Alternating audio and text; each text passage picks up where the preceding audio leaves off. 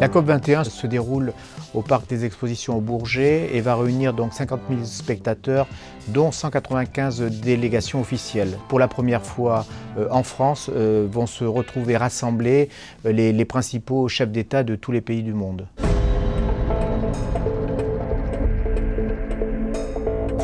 Sur cet événement majeur, les risques sont multiples. La sécurité est à la charge du ministère de l'Intérieur et donc de tous les services qui participent à la sécurité sur le territoire national.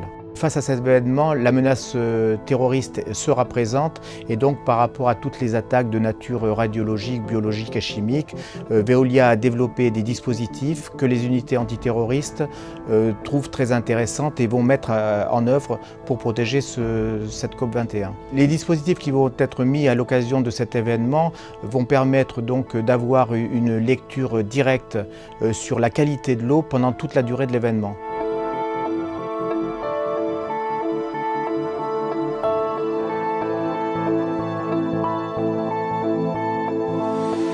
Alors aujourd'hui, c'était un exercice en vue de la préparation de cet événement important que sera la COP21.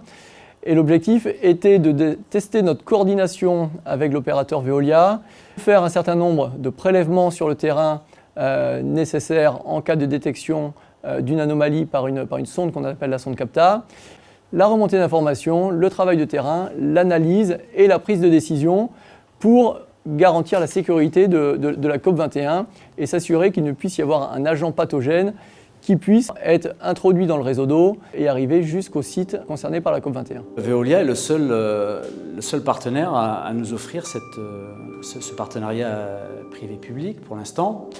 Le point fort, c'est que ça complète notre dispositif d'une surveillance de ce réseau d'eau qui, pour nous, est un vecteur potentiel de danger. Les premières sondes CAPTA ont été installées lors de l'exposition universelle à Shanghai, puis lors des Jeux Olympiques à Londres en 2012 et enfin lors du sommet de la francophonie à Nice en 2013.